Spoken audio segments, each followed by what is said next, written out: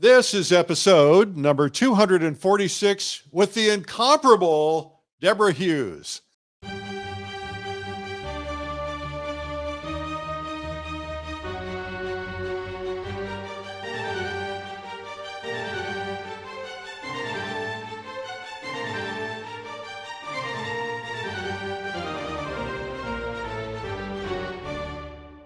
This is the PleinAir Podcast with Rhoads, publisher and founder of PleinAir magazine. In the PleinAir Podcast, we cover the world of outdoor painting. Called plein air, the French coined the term, which means open air or outdoors. The French pronounce it plein air. Others say plein air. No matter how you say it, there is a huge movement of artists around the world who are going outdoors to paint. And this show is about that movement. Now, here's your host, author, publisher, and painter, Rhoads. And she's a rock star. And if you don't know her, I think everybody knows her, but if you don't know her, you're about to. And you're going to learn a lot about plein air painting. So hang in there for that. Wow. You know, this has just been the season for painting. It's just like, I don't know what it is, but everybody wants to go out and paint. And it's been glorious. I've just been getting a lot of painting in. I took a little trip over the weekend, got a little bit in. You know, it's just kind of nice. So just trying to get it in wherever I can because I'm trying to get tuned up for the plein air convention. You know, I learned a lesson a long time ago. We had Max Ginsberg in for a video. You know, we shoot these art instruction videos. We use professional crews, do it right. And Max comes in and he said, I'm a little nervous, but I'm ready. And I said, okay. He says, I practiced every day for the last 16 days because I wanted to be ready. I thought, man, that's the mark of a pro. And, you know, if you don't paint, even sometimes for 3 or 4 days, you lose a little bit of it. And when you paint 2 or 3 or 4 or 5 days in a row, you kind of get tuned up. And that's what I've got to do before the plein air convention is get tuned up, you know, so I'm ready. So I don't completely embarrass myself, even though I'm not a professional painter. I just do it for fun. But convention's coming up and it's going to be in Denver. We still have some seats left. It's our 10th anniversary. We have gifts for everybody, which is going to be something we don't normally do. And lots of prizes. We have celebrity guest Jane Seymour, CW Mundy's coming in. We got some big surprises, and it's going to be a really great time. And it's kind of like a yearly high school reunion for people who love plein air. You know, this is the largest paint out in the world. You know, if you have a paint out like, let's say one of the, I won't name events, but some of the events, and there are hundreds, you know, you could get 20, 30, 40 painters painting together. This is going to be like 1,200 people painting together. It's a lot of fun. We're going to be painting Colorado, and we have some incredible, really top tier artists who are going to be teaching. So it's going to be a lot of fun. Coming up after the interview, we have the Art Marketing Minute, and I'm going to be touching on some advice on advertising in group sections, because I got a question about that. And I got a question about should I not do prints? So we'll talk about that.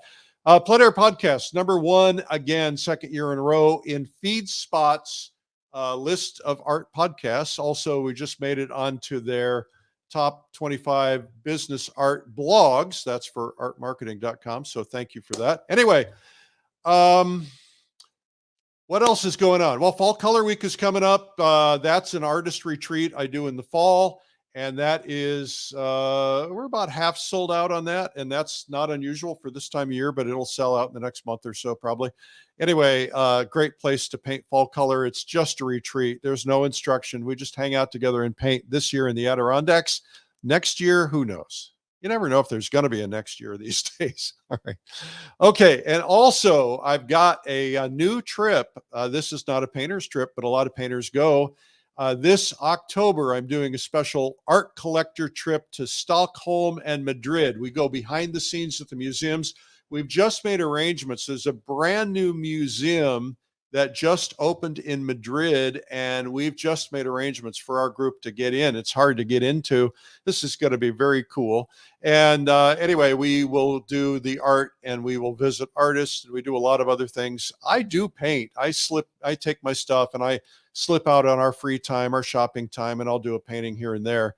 But it's not a painter's trip. But anyway, that's coming up, and you want to learn more about it at finearttrip.com. I also have a big trip coming up for painters, but I haven't announced it yet, but I will soon. Okay, my guest today is Debra Huse. Debra is a contemporary American Impressionist. She uses lots of thick brush strokes and rich color, fluid strokes to capture light and drama in her paintings. And she is a true inspiration. And the best part of all, she's from Indiana. And I'm from Indiana. Debra, welcome to the PleinAir Podcast. Thank you, Eric, fellow Hoosier. But the one thing that we should probably say, not that there's anything wrong with Indiana, but we both escaped. That's right. But I love going back. How did you end up in San Diego?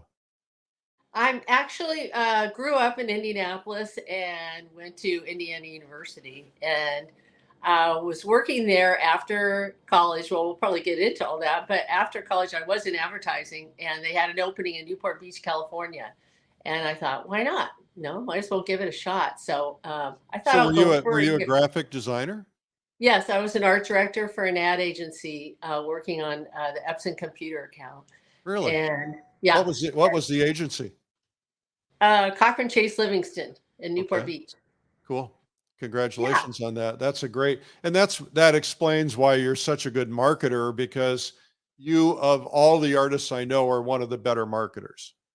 Oh, thank you. I did take graphic design in college, thinking I need a way to make money, you know. So, but I've always had a business running in my veins. So, luckily, have a lot of marketing experience. So were you painting before you became a graphic designer, or did that come later? Oh, I started painting when I was probably 6. Yeah. Yeah, my mom was a painter, and so I was working alongside her quite a bit. She got me into lessons when I was 10 with a professional artist that was on our block in Indianapolis. Who was that artist? Pardon? Who was that artist? Boy, you caught me off guard. I'd have to look at my records to remember. Okay. I've tried to look her up online and stuff, and I don't know where she is. I think they moved to Canada or Alaska or somewhere crazy like that. Someplace where they don't have the internet, hopefully, then she won't hear you forgetting her name. Right. Right. So tell me a little bit about your mom as an artist, a hobbyist, or what's the deal there? She was a hobbyist, but she did paint in pastel, watercolor, oil, and acrylic. And she did some boat paintings, and she did some charcoal sketches. She kind of did a little bit of everything, pen and ink. And so I was right by her side quite a bit working. So she got me into those lessons right away. And then in grade school, actually, we had an art teacher. And she, in 6th grade, was allowed to pick one boy and one girl to go to college courses in the summer at John Herron School of Art in Indianapolis, which is very old and prestigious. And of course, I was bound and determined to win that award. And I did. And I got to spend the summer doing all college courses at 12 years old. And so that was really a big impression. So what kind of things were you doing in the college courses that you couldn't do? Was it the level of teaching? Was it life drawing? So I got to do life drawing, and I got to do printmaking and pottery and all sorts of things. It was just really, really wonderful. Now back to your mom. Now that you're a professional and have been for quite a while, first off, is she going to be listening to this? I wish. She's in heaven listening. Okay. All right. Well, my mom was also an artist. My mom's paintings were pretty amateurish. And I don't mean that derogatorily. It's just she never really had the time or maybe desire to go to the next level. How would you rate your mom's paintings? I have them all around my house, actually. I really love them. The That's pen and nice. inks are really beautifully done, no tan style, just in black and white. And then I have I have one of her boat paintings that looks to me like a Russian impressionist. I mean, I Oh, just love it. I look at it every day, so so it's she very was crushing inspirational. it. She was really versatile. That's nice. That's good. Yeah, it was So cool. you go to this college course at 12 years old. What happens then? Well, that made such a huge impression, And then, so I was constantly painting and drawing at home, and then as I went into high school and then into college. In college, I really got to take all of the courses. I took everything like a lot of people do, trying to figure out what they're going to do. And after college, though, I don't know if you know this, but I got a job in Nashville, Indiana, with CW Monday, and so So we were. he must have been about 12 at the time, right? Yeah, that's right. And so we were working for his brother-in-law doing sports illustration, and so we spent 3 years in a big art studio in Newport Beach, in Nashville, Indiana, and did lots of big sports illustration. So we worked. Also did some stuff for Indiana University, like covers for basketball and football. But CW and I did a lot of posters that were then sold into the national arenas, like for Larry Bird, Magic Johnson, and all sorts of really cool things. So that was a crazy, wonderful experience right out of college. Well, I've seen some of CW's illustrations of Bobby Knight and basketball kinds of Right. things, but I had no idea you had that linkage. So, when you were in art school, did you train as an illustrator? When I was at IU, so I was there during the Bobby Knight era, and that was very exciting. But I trained as a fine artist and a graphic designer, so that I learned both skills, so that I could make sure that I could get a job right out of college and then work my way into painting, which was always my plan. And I'm glad you brought this up, because it reminds me of a great story in art school in college. It was life drawing, and I was sitting on the floor with 30 other kids, and the teacher said, "All right, I hate to tell you this, but only 10% of you are going to go on to be professional artists." And at that moment, I said to myself, well, I'm going to be one of those 3 people in this class that does that. Yeah, So that, nothing like bursting everybody's bubble. I suppose it was intended to get you guys inspired and work harder. right, right. Exactly. And then it's funny too, because in college, well, my brother was big in the business school in IU, and I wanted to quit art and go to business school, because I thought it sounded so exciting. Plus, I wouldn't have to take a language, so I was kind of sneaking out of the language thing. And then I called my dad and I said, "Okay, I've decided I'm going to switch majors and I'm going to go to business school," thinking that he would say, "Great." And he said, "No, you're not. Absolutely not. You're staying in art school." Well, that's the opposite of what we normally hear. I It's know. usually the parent saying, "Why don't you go get a degree in something else so you have a backup in case this art thing doesn't work out?" Exactly. Exactly. So that was the coolest thing. And thank God he did, because I might have been, working in an office for the rest of my life. Instead, I've got this wonderful life as an artist and traveling the world to paint. So I'm grateful for that. So what will you transition out of this thing in Nashville, Indiana, doing sports drawings, Yeah. illustrations? What happens next?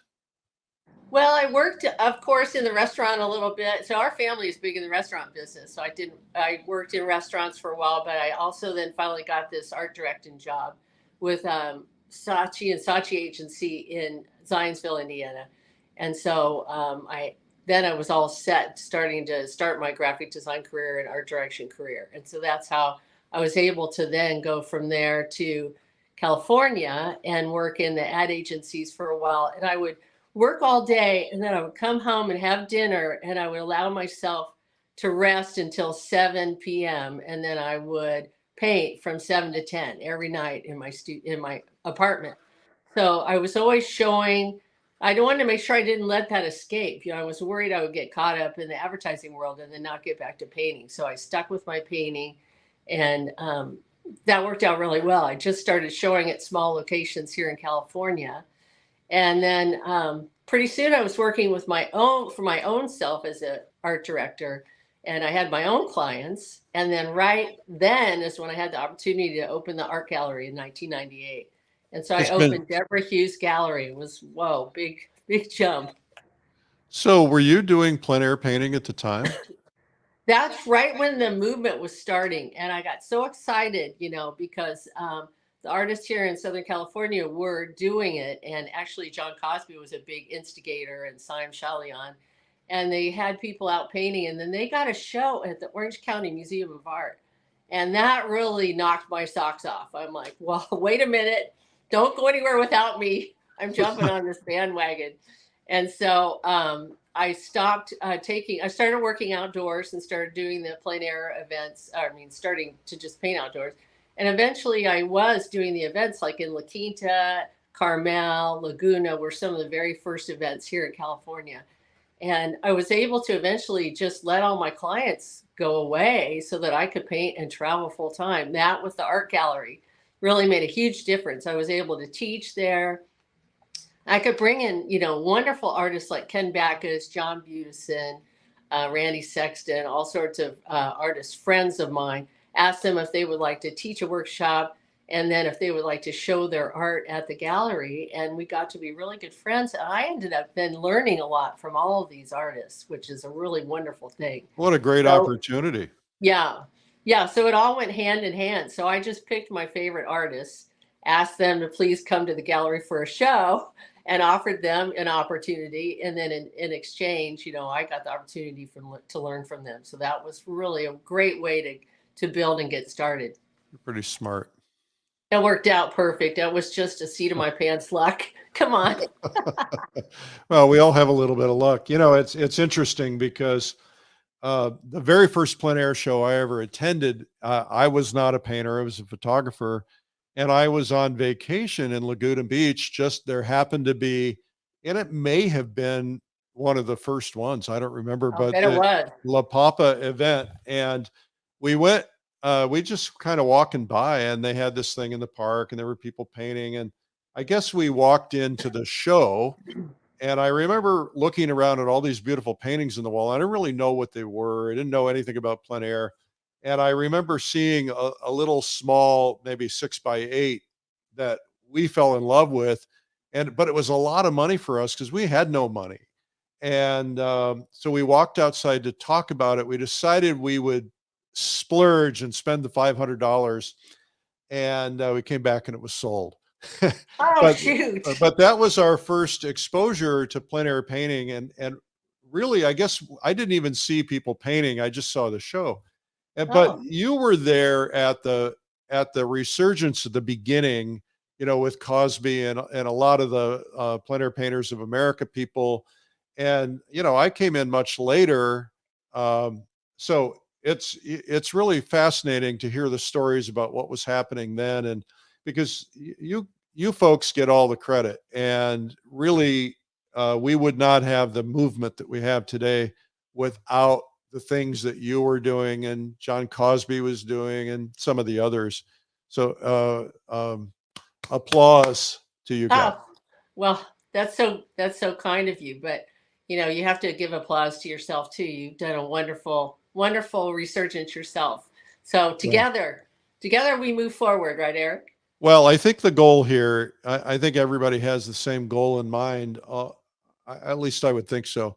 And that is that, once I started painting, I discovered that it was so life-changing for me. Here I was, a business guy, and I started painting nights and weekends, and then I went out painting plein air, and that was so invigorating. It was hard in the beginning, but that I just, I felt like I need to help other people find it. That's why I started PleinAir Magazine, et cetera, et cetera. And the rest, as they say, 20 some years later is history. But what do you think we need to do to make sure that this movement continues? That's the one thing I lose sleep over. When we started the magazine, there probably weren't 3 or 4 plein air events in the world. Today, there are 300 or 400 events. The events are, some of them are healthy, some of them are not healthy.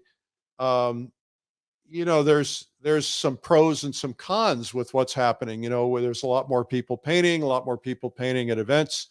But there's also some deterioration of quality if they're not well juried.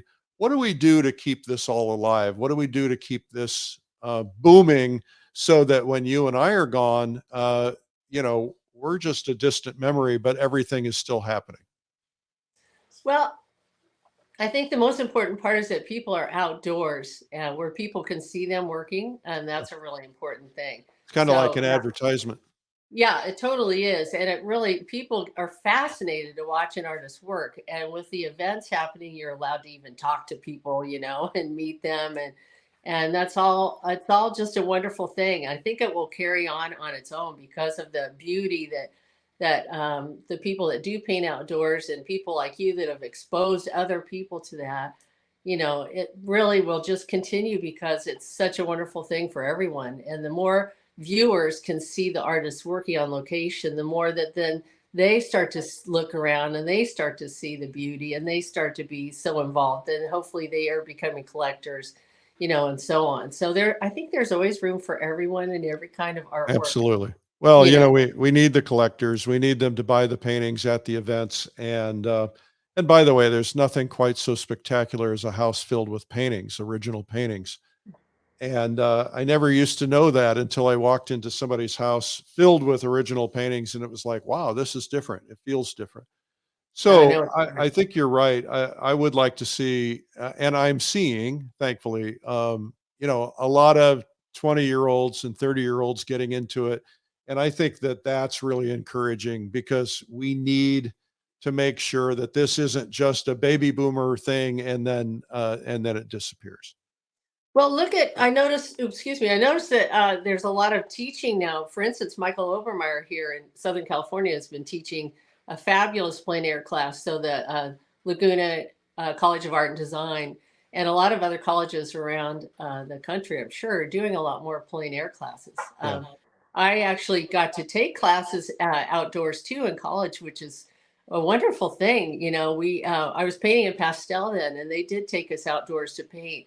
So it has been around for a while, but I would say now that every painter that goes into most any college is going to have the experience of painting outdoors, which I think is a really awesome thing. Well, I hope so. If there are college professors listening to this, let's make that happen because, we hear a lot of stories about some college art programs that have even abandoned things like life drawing, and I think life drawing and I think plein air painting are essential. You don't really learn to see shape, color, and light until you've gotten outdoors and painted it. And so everybody listening, everybody has a hand in this. If you're into plein air painting, introduce more people to it. The more people that we can bring together doing this, the longer it's going to last. And buy some artwork. Buy lots of artwork. Because the painters that are doing the artwork love your support, and we really appreciate any support like that. That's great. And the reality is it's all very undervalued. I think there's a lot of growth that's going to come out of this in terms of pricing. So I agree. you tell me a little bit about this gallery. You started in 1998. 1998. Yeah. It's funny. I almost forgot that I used to paint in pastel. I painted in pastel for 20 years. And that's right when the gallery was opening and the plein air scene around here was starting. I know it's been around for a long time, but it's starting to get resurgence around 1998. And so I had the opportunity to open this gallery. I was working upstairs at the same location doing my graphic design work. And my friend Al Newman had the downstairs and had it as an art gallery. And then he decided to buy a building, and I was able to take over the entire upstairs and downstairs space. And I just didn't know if I should or what should I do. And I thought, you know what, I'm just going to go for it. And so here it is. This is our 25th year anniversary. This is amazing. So I'm really happy that I dove in and, by the seat of my pants, just pulled everything together. And that's sometimes what you need to do, because if you have worries or you're afraid, then just like your advice on Sunday, there's never enough time. So you got to, if you're worried about it and you have all these excuses, reasons why not to, you have to just dive in and go for it. Or you have to take those trips like you were talking about and enjoy your life. Yeah, So I think I'm you're so right glad about I did it. Well, Yeah. you hear that story from so many entrepreneurs that they just, they held their breath and they jumped in. They were afraid. Were you afraid? I was scared and naive. I think, ignorance is bliss, Eric. So, I just thought, let's do it. What's the worst that can happen? I can close and keep going painting, at different locations. So Well, the it worked fact out. that you lived through this, you've lived through a couple of recessions, that you've Yes. survived it, and the failure rate of art galleries is pretty high. And the fact that you've done it that long, congratulations. Well, thank you very much. The sheer determination, I have to tell you, because Yeah, when the chips are down, you just have to, I'm sure you've done this a million times with all of your businesses. When the chips are down and the economy's down, you just have to turn things around to work on your behalf as best as you can. So, like when the pandemic came about, I'd never done Zoom and I'd never done classes online. I'd never done anything like that. I always thought, oh, that would be cool to try one day. And so when that opportunity came about, I realized, it's now or never. Got to just jump in. And I was going to start my first online class with Lisa Skelly. And she goes, well, don't you want to practice? And I said, nope, we're going to set a date and we're just going to do it. Because if we don't, if I practice and worry about it, I'll never get around to it. So that's a really good way to get yourself to do anything, I think, is just make yourself dive in and go for it. yeah. So that's called ready, fire, aim. Exactly. Right. And this is a disease that a lot of people have. I was talking about this morning with one of my executives. We all fall into this trap of let's overthink everything. Let's wait till everything is perfect. Nothing will ever be perfect. So you just got to get it out there. You did the right thing. And it probably allowed you to survive. Your timing was perfect. It was perfect. It really saved me because nobody knew what to do. And actually, I think I saved all the people that took my classes, along with them saving me. We saved each other, and it was a really important move forward to be able to kind of hold hands and reach out through the internet. Thank goodness for all of this new technology and the Absolutely. ability to do that. Yeah, well, we were pretty afraid. We weren't sure after being in business since 1986 that we were going to survive, and we almost didn't. So, Wow. same thing, it's just kind of like hold your breath and jump in and hope something works. Yeah, So, it's amazing how also, I do a lot of creative visualization. And so I try to imagine and picture and and consider that this is already happening, that the positive things are coming in your way. As long as you're positive with the universe and you're a giving person, I think the universe has a way of giving back and coming to your rescue at times. So that's a really good example of that working out. well, they say that you need to be instead of saying I'm gonna, you say I am. I Right, am. right. Yeah. Whatever that means, I am doing a show at Carnegie Hall, or I am doing this, whatever. You have to put yourself into that and trick your brain, your subconscious mind. Deborah, Yeah. one thing I'm really curious about is, um, I don't think we've ever really done this, but there are a lot of artists listening in 90 different countries. A couple million people who will hear this. What is the life of an art gallery owner like? Because the biggest question I ever get in my art marketing podcast is, how do you get into an art gallery? And Mm. I always tell them, there's a whole story I tell them, but it's like you want to be invited in. You don't want to just be dropping in and Yeah. bugging them because they'll never get anything else done. But talk to us about the behind the scenes, what you have to go through, you and your partner Lisa have to go through on a day-to-day basis to keep the doors open. What's that look like? Well, I feel like I always do my list, like my friend Eric Rhoads suggests. And I have my little check boxes. I like to be always thinking and planning of how am I going to get money coming in to make sure I can stay open. And then, secondly, how to get collectors out of their beautiful homes in this area and come down to my art gallery to see what we have and fall in love with it and take it home. So that's a constant, challenge of getting a big calendar always having things going on, always planning events, to bring in people, the community, the collectors, so that everyone can interact and then learn how much that they have to have art in their lives. I mean, art is so important and it brings everyone so much joy. And people get busy and they don't remember to come to your store. They need to always be reminded to come on down. So, we have bookkeepers. I like to build a team. I have a bookkeeper, graphic designer, when I was in charge by myself. And now that I have Lisa, it's so wonderful because we have even a bigger team. And she's exactly like-minded like I am. So she really enjoys coming up with new ideas and trying new things. And so it's really a challenge. You have to, it's just like for the artist. So it's like wearing a lot of hats. The artist is the same thing, needs to be always thinking, well, here's how I like to put it, having lots of balls in the air. And I'm sure you do the same thing with all of your stuff. You have to have a lot of things going on so you can catch one here, catch one here, catch one here. And money will be coming with those things. Opportunities will be coming with those things.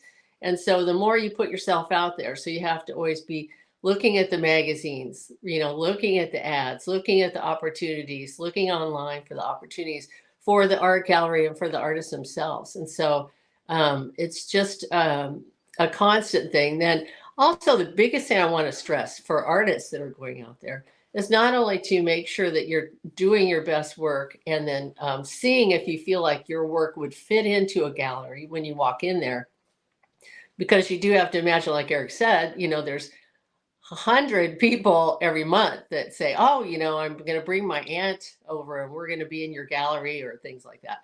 And so you have to realize that you have to not only have your best work, your best foot forward, try to do things to not just barge in, but I like to really stress the part about being nice, being easy to get along with, and being happy person. Tell me a story. So, There's a story behind that. No well, names. no, well, there have been a few stories. But I would just like to say I learned really quickly right off the bat with the art business, especially owning a business, the gallery, that I only want to work with people that are really nice Yeah. and people that will, work with you in a positive way. If it's like pulling teeth, forget it. Goodbye. I'll see you next time. There's somebody over here that's really nice that wants Yeah. to work with People you. making demands. I had Yeah. an art gallery owner tell me this was a New York gallery. He was standing there about to close a client on a very expensive painting. They were very close. This guy wanders in and says, "Oh, excuse me, are you accepting any new artists? I'd like to show you my work."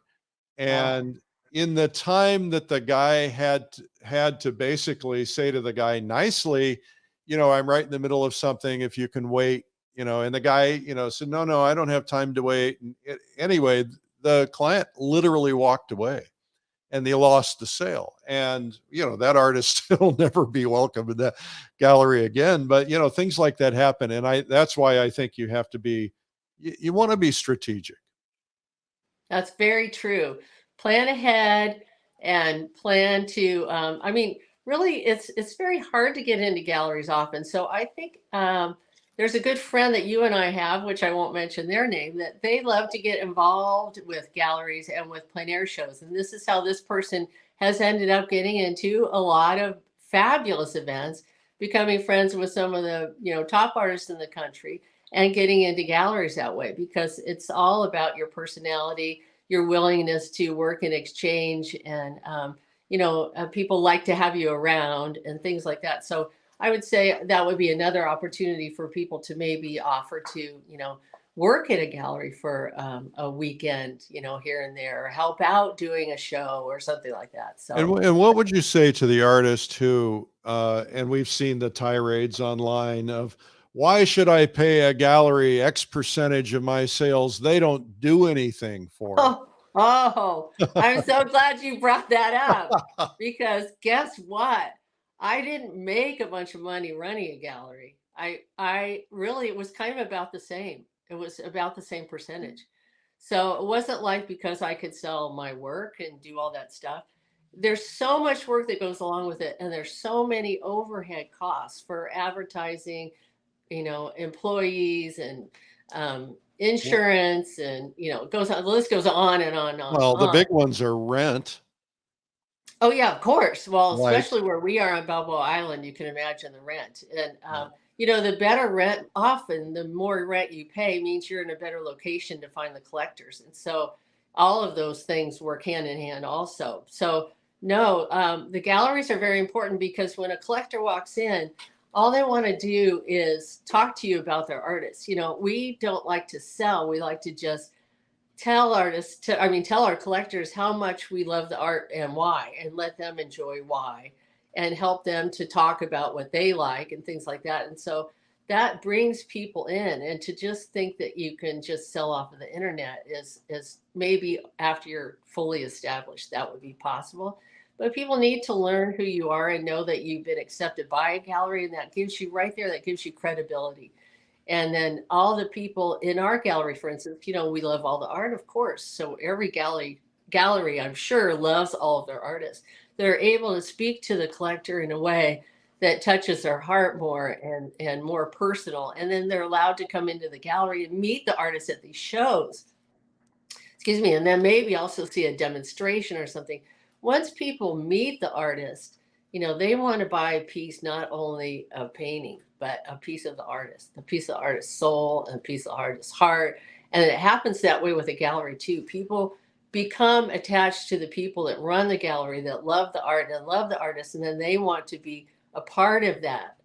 And so all of it really does go hand in hand. The And opposite, credibility. the opposite can be true as well. I had a gallery owner that we both know say to me, someone came into my gallery one day and they had a painting in their hand and they said, after meeting the artist, I cannot look at this painting anymore. Oh I no. want a different painting because the artist was so rude to me. Oh God. That's So, terrible. so Deborah, let's talk about plein air painting for a minute. And because this is, after all, the PleinAir podcast, I would encourage everybody to go into your gallery, tell everybody where it is. Oh, sure. It's called the Huse Skelly Gallery. I have our hat on right here so you can see. And I'm Debra Huse, and Lisa Skelly is the current owner. She actually owns the gallery now. And we are located on Balboa Island, California, which is a darling little island in the harbor. It's not out in the ocean or anything. You can drive there. And there's a lot of quaint little shops, beautiful homes, and a gorgeous harbor where I get all those shots for my regatta paintings and such. And it's it's a little hidden gem. It's 2 stories, and we probably have about 400 paintings there. And they're mostly plein air paintings, or they're done from plein air studies. And so you are welcome to come and enjoy and be inspired. Come see us. Yeah, I think it's worthwhile. I've never been.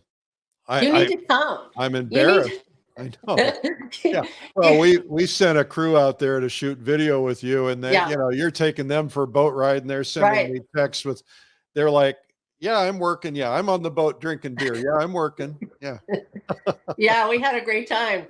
And you need to come and bring your wife and do the same. yeah." Well, Absolutely. we will do that. So, I would love for you to give. You're such a great teacher. Your Thank you. videos are inspiring.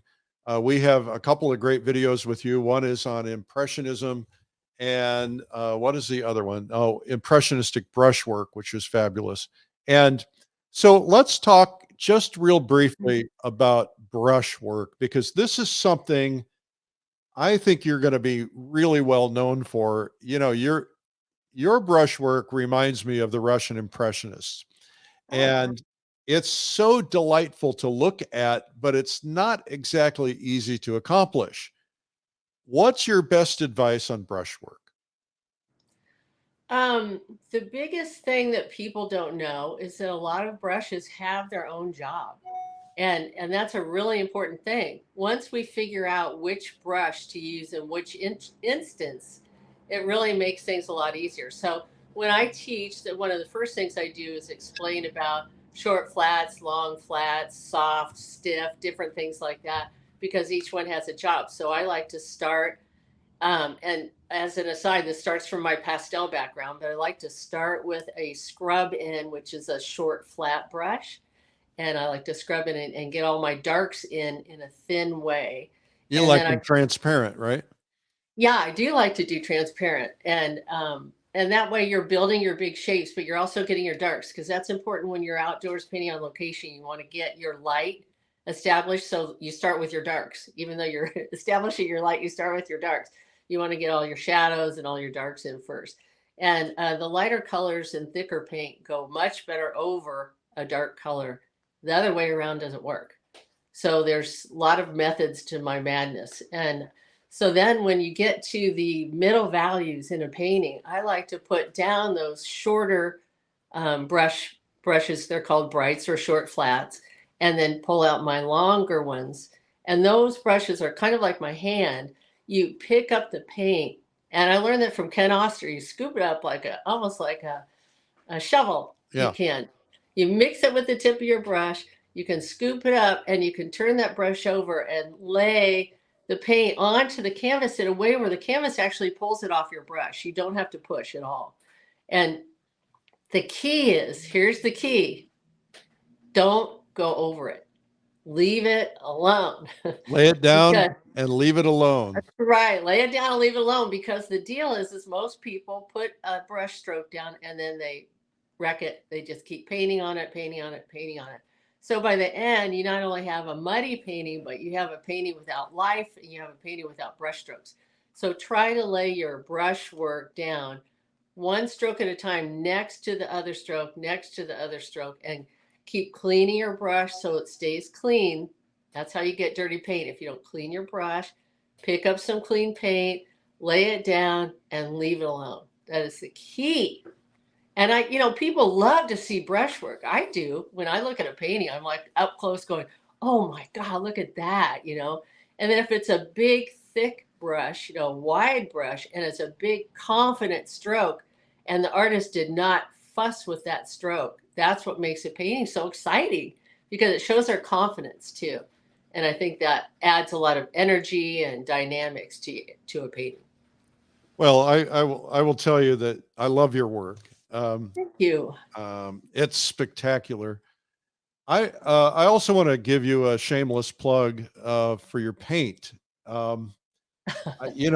was at the PleinAir convention about, I don't know, maybe 4 or 5 years ago, probably, because we lost 2 years. You had introduced some paint. You were at the Gamblin booth originally, and you had launched 3 colors. One was called Marine Violet, one was called Signal Red, and one was called Anchor Green. And by the way, I'm not being paid for this. This is not a commercial. But I bought, because I don't like to take freebies. I bought all 3 of those from you, and I went out and painted at the PleinAir convention using them. And I came back and I bought, I think, a box or 2 of each one of them. You did. And then you were so kind to send me a big tube at Christmas. Thank you. You're welcome. There's something about those colors that, everybody's got their own palette, but these are now essentials on my palette. Awesome. I never go out without them. And most of the paints on my palette never change, but these are essentials. Good. And the ones I use the most, I use the Marine Violet the most, because that's basically the shadow of white. And I use the Anchor Green mostly for my greens, because I was previously making my greens out of mostly black. And this is a very blackish green, which I like, but it's warm. It doesn't cool down. So tell me briefly about those. Well, it's interesting because through working with all these other artists after starting the gallery and having our workshops, I picked and chose from each one the colors that I thought I liked. And then I'd have to, along the way, get rid of different colors. And so I've ended up with my palette that I call my Keep You Out of Trouble palette. So it's an abbreviated palette, but it does have a nice wide range. The only thing was for starting with the purple, that dioxazine purple to me is I always have to rein it in. It's always turning pink. And it's just very, when I see someone that uses it that doesn't tone it a little bit down, it sticks out like a sore thumb to me in their paintings. I agree. And so I started mixing my own violet on my palette, and that was simply made from ultramarine blue, alizarin crimson, and a little bit of raw sienna. And the raw sienna is the opposite, it's a yellow kind of, and it's the opposite of purple, so that dulls it down. So I mix this certain mixture that's mostly blue with a little teeny bit of red to make it purple and a little teeny bit of yellow to dull it down. And I ended up with this color. Thank goodness I could keep mixing the same color. I got a really good eye with it. And so I was constantly mixing it on my palette so I would have that purple, because I like to start my paintings by scrubbing in my darks and getting my shadows. And I like to use that purple as my start for everything. And so it turned out that when I was having my classes, I would have students fill their own tube full of the paint and mix it. I'd go around and check, with little samples so that they could see the color. And so I'd send them home with a tube of their own. And then I started doing that with the Signal Flag Red, which is basically just a red orange made from, permanent rose or quinacridone rose and cad yellow lemon. And the reason I like those two mixtures is because they're slightly off of the cad orange or cad red light. The cad red light, if you put it out to me, is too strong. Again, it just takes over. And I find it just because I'm slightly off of the full scale for the color, because they've been mixed, then it's just a little bit more friendly to me. And I found that I was using that all the time. I wasn't using orange as much as I was using red orange. I was using it in my greens. Oh, it's wonderful in your whites. And this one's mixed so that it won't turn pink as it goes, gets a lot of white, because white, is so cold. Yeah. And often will take a red and turn it quickly to pink. So this But one's you put that in your clouds, it's to die for. Yeah, thank you. Yes. And then also, if you're in a sunset, I love to do the sunset glow. Well, if you have a distant landmass, that's just pretty much the perfect color to scrub in right there. It will give that distant landmass that sun glow.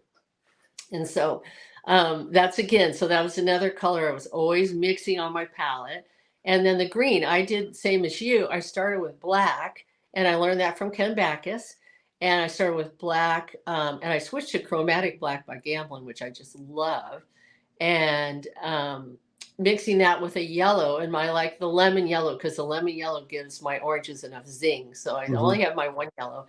But when you mix that black, it's so beautiful. And so I love the transparency of it. And so I thought, well, I tried a few of the other dark greens on the market. And again, they were very cold and they weren't transparent enough. And so I had it formulated the way I wanted to work with my transparent black and my yellow. So now I actually went to Gamblin, and now I work with Da Vinci paints and asked them to use a transparent yellow and a transparent black in order to get my green. And I want it to stay warm. I don't want it to be cold.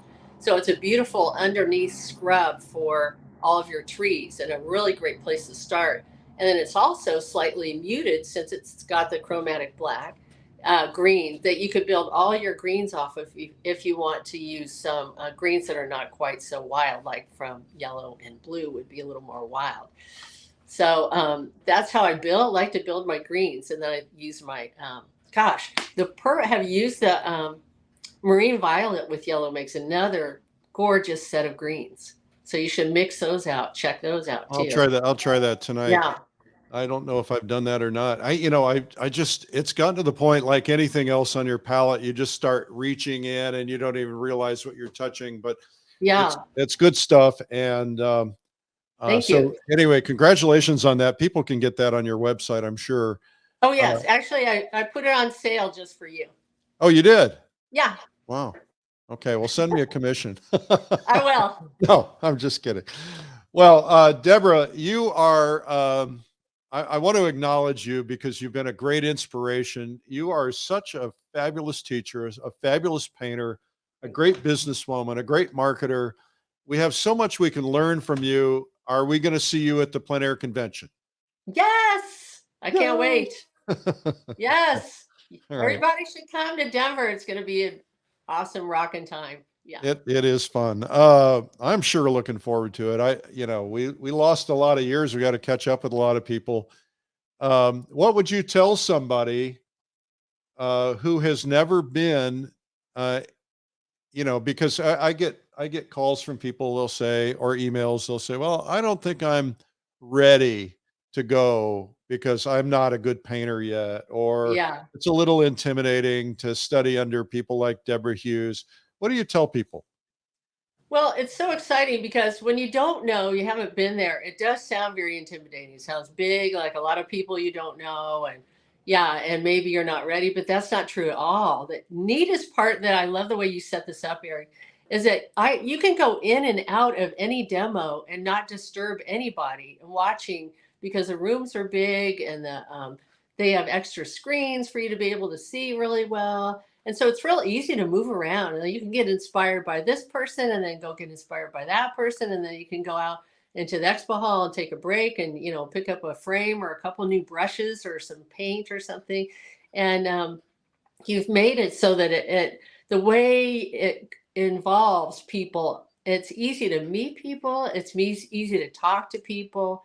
You have some mixers where people, get together. I mean, it really ends up, I think people get so surprised when they come and then they leave and they've not only been so inspired by so many new techniques and ideas, but they've met so many new people and people are nice. Yeah.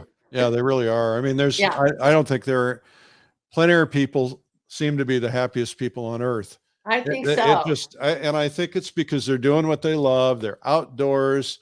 It's social. It doesn't get any better than that. Well, Yeah, Deborah, thank you so much for being on the PleinAir podcast. We could go on for hours, but we we shan't. could. And I'll take you up on that invitation one day. But I will see you in about 3 weeks at the PleinAir convention in Denver. Well, thank you so much for having me. It's quite an honor to be on your show. I love you to pieces, and I hope everyone comes to have fun with us in Denver. Yeah, yeah. All right. Thanks. Bye. Bye. Our guest today was Debra Huse. Now let's do the Art Marketing Minute. This is the Marketing Minute with Eric Rhoads, author of the #1 Amazon bestseller, Make More Money Selling Your Art, Proven Techniques to Turn Your Passion into Profit. Great living as an artist. The thing that every artist needs to understand is that marketing and understanding the business aspects is really critical, because like it or not, you are a small business and you need to develop some muscles in different areas of business, like like you've had to develop muscles in shipping and framing as an artist, right? Same thing. You can send your marketing questions into me, email eric@artmarketing.com. And the first question comes from Kate. I'm going to botch this name, Kate Harantes in Garden City, New Jersey.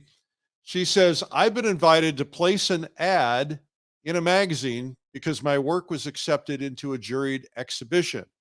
I think it'll be part of an article talking about the participants in the exhibition, and the ad will cost $550 for a quarter-page ad. I'm new to this, and I'm not entirely sure. Can I afford to lose $550? Yeah.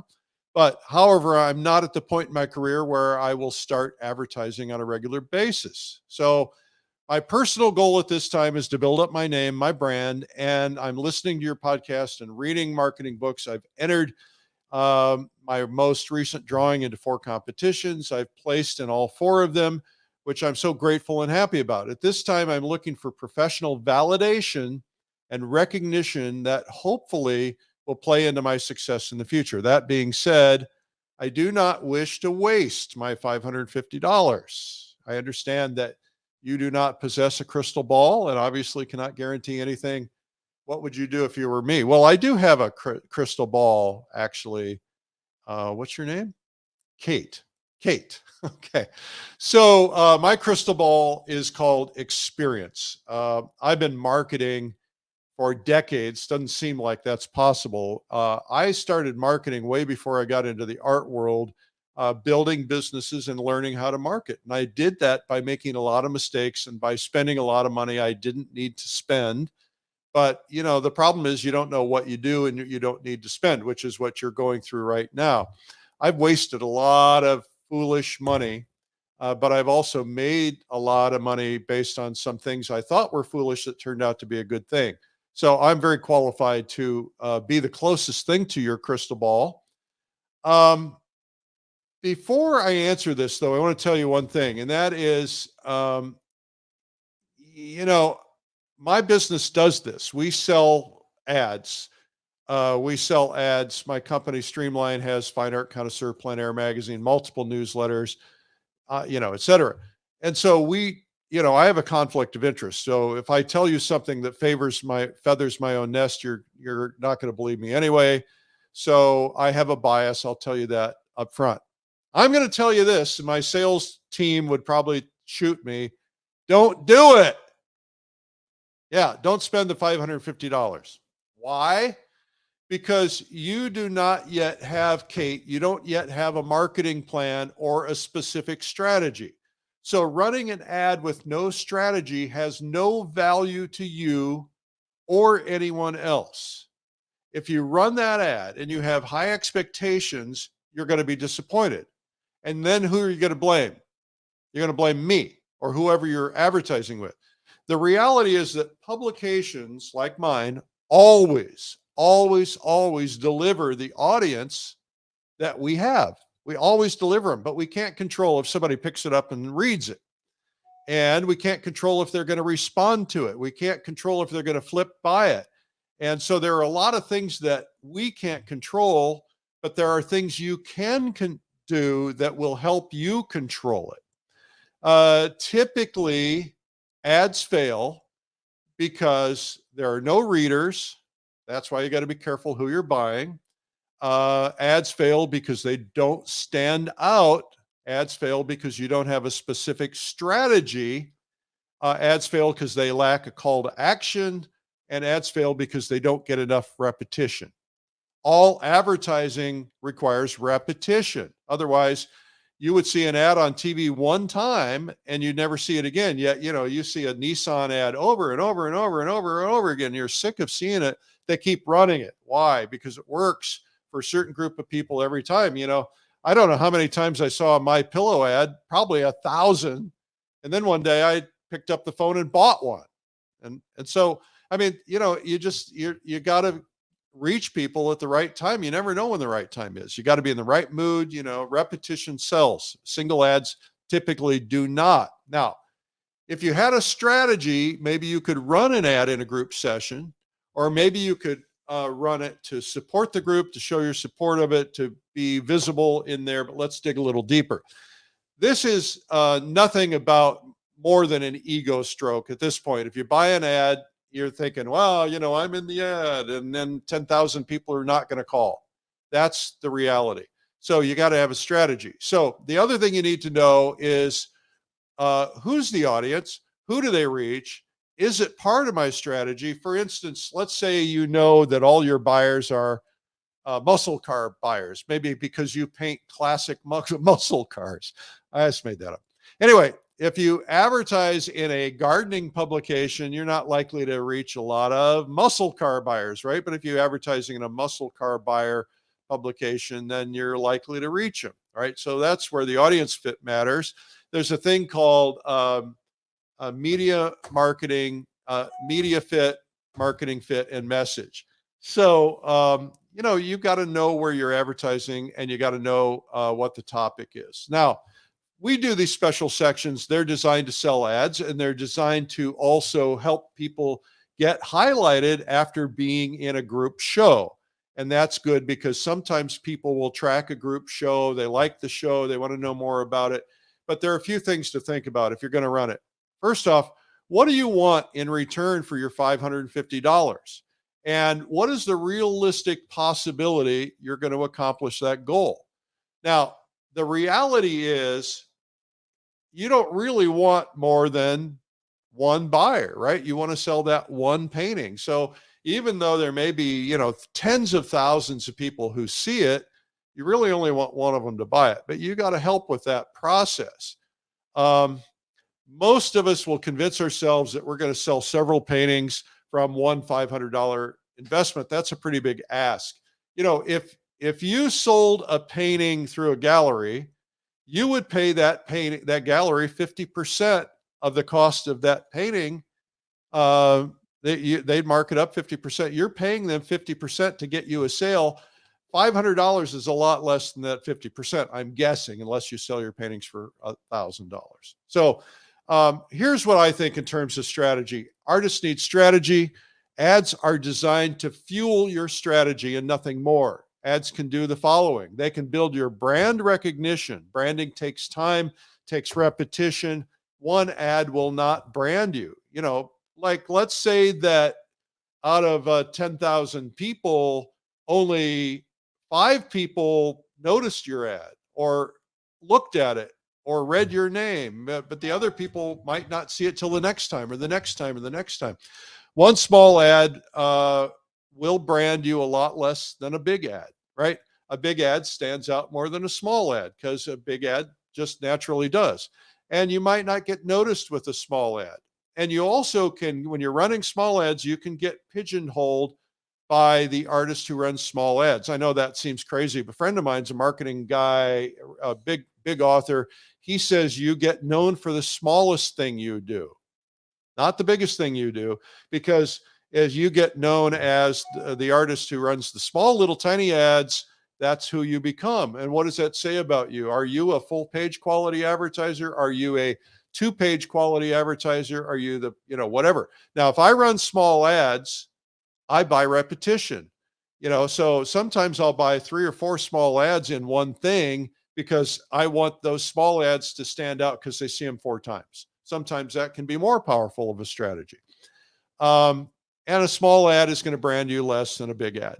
So anyway, in a group ad, bigger, let's see, a group ad will bring you, you're in a group.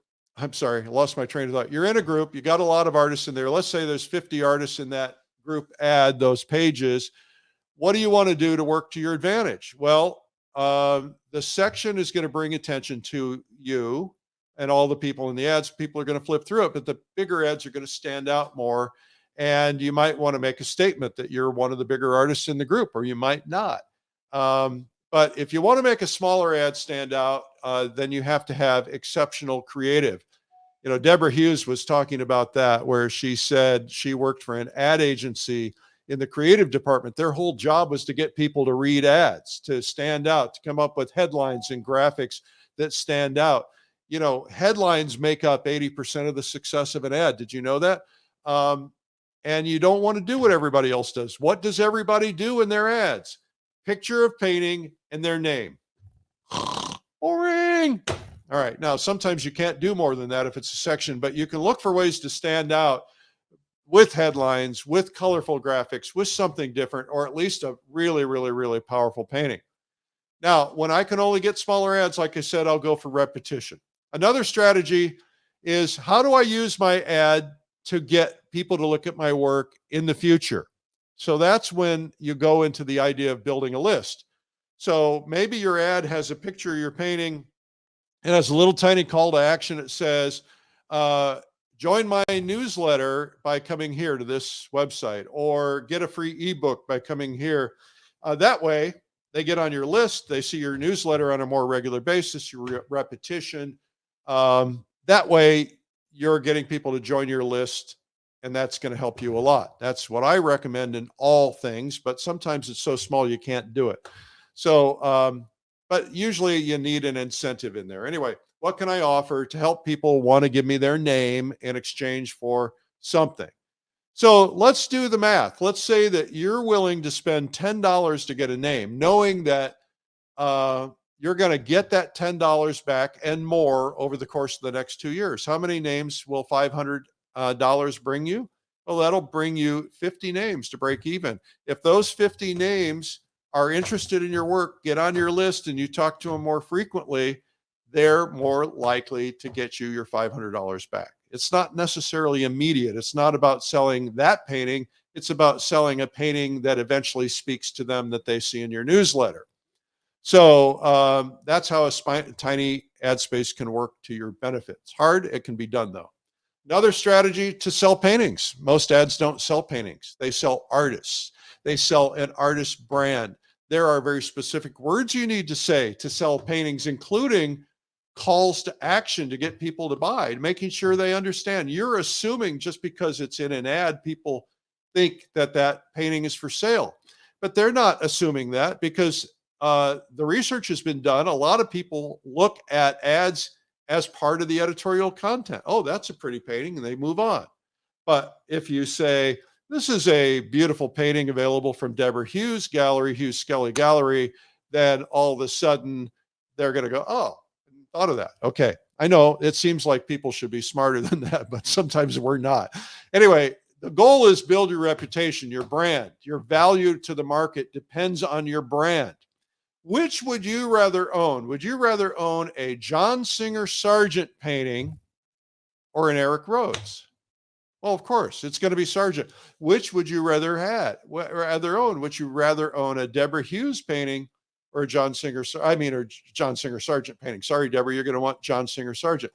But which would you rather have, an Eric Rhoads or a Debra Huse? You're going to pick the Debra Huse because she's more visible. She's out there. She's known as a great painter. So the idea is you're building reputation. That takes years and lots of repetition, but that's how you do it.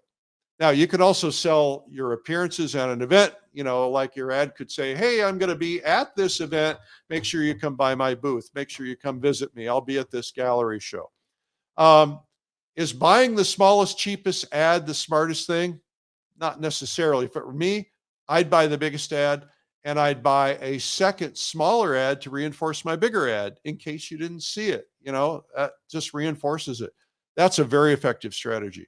Group ads can be very effective, but be the biggest you can be. If you can, if you can't, you've got to decide, is it going to be worth it? And yeah, it could be worth it, but it's not always worth it. Anyway, I think they're effective, but you need to know what you want out of it before you spend $1 in anything. Don't spend $1 in anything until you know what it's going to do for you. All right.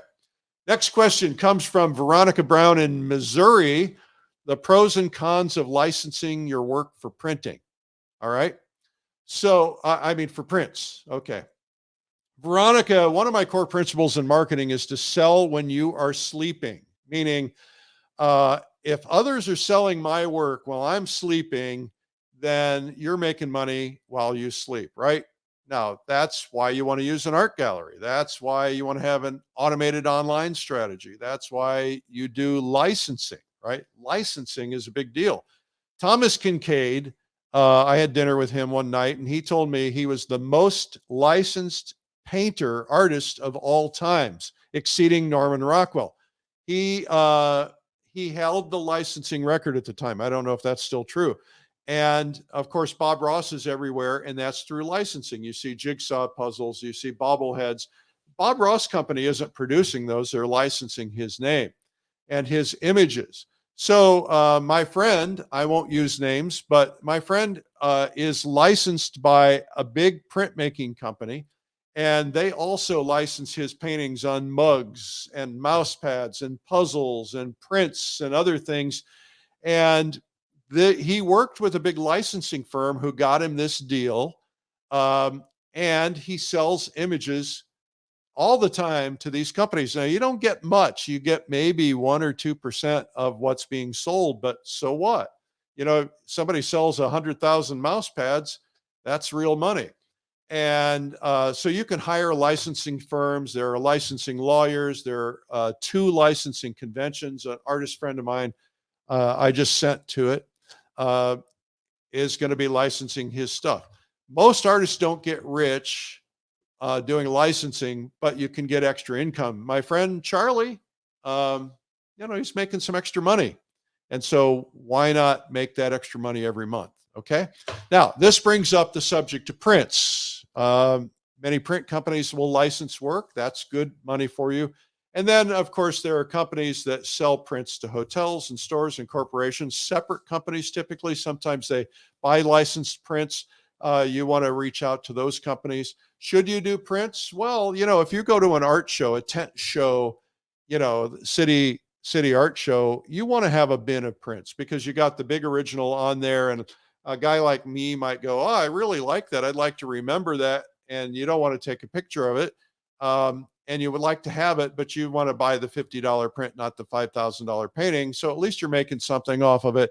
And you may never sell the painting, but you might sell enough prints to make it up.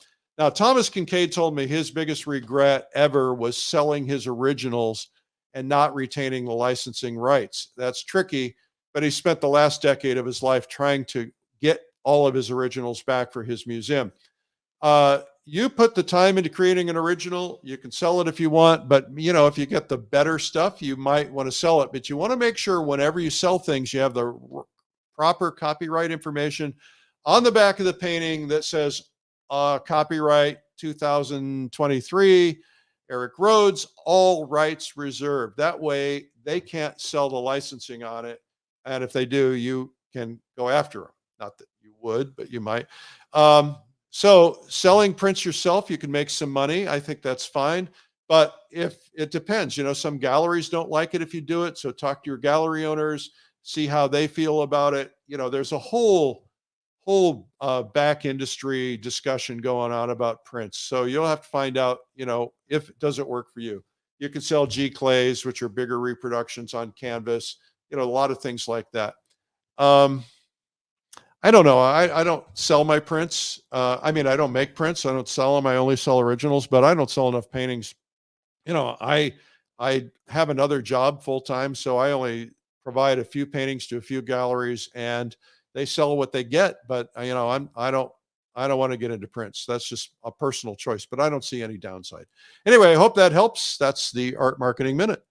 This has been the Marketing Minute with Eric Rhoads. You can learn more at artmarketing.com. She has been awesome. She's a great inspiration. Visit her website to get her paint and see her gallery, Huse Scully Gallery. It's terrific, I hear. Come to see her and to see me and to see everybody at the PleinAir convention. It's coming up in about 3 weeks. It's our 10th birthday. Jane Seymour is coming in, the actress or actor. She's going to come celebrate with us. She's a painter, and we thought it'd be kind of fun to have somebody special there with us. C.W. Mundy's coming in. Alvaro Castanet is coming in, and many, many, many, many others, including Debra Huse, who you just met. Fall Color Week is coming up. You want to join us for that? You can still get tickets at fallcolorweek.com. And if you're not a subscriber to PleinAir Magazine, well, let's change that. Just go to pleinairmagazine.com. I do a blog every Sunday. It's called Sunday Coffee. It's just about whatever I want to talk about. So you can find it at coffeewitheric.com and subscribe for free. And I'm on Facebook daily at 12 noon on a show called Art School Live on YouTube. Just go to YouTube, search Art School Live. Every day at 12 noon, you can subscribe there. All right. Well, I'm Eric Rhoads, publisher and founder of PleinAir Magazine. I'm looking forward to seeing you guys at the PleinAir convention. Really exciting. And I keep pounding on the desk, and Amadine says, don't do that. I gotta remember. But I'm so enthusiastic. Thank you for your time today. Remember, it's a big world out there. Go paint it. I'll see you soon. Bye-bye. This has been the PleinAir Podcast with PleinAir Magazine's Eric Rhoads. You can help spread the word about plein air painting by sharing this podcast with your friends. And you can leave a review or subscribe on iTunes so it comes to you every week.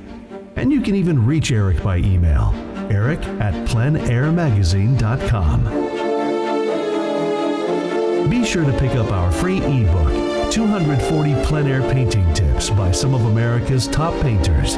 It's free at pleinairtips.com. Tune in next week for more great interviews. Thanks for listening.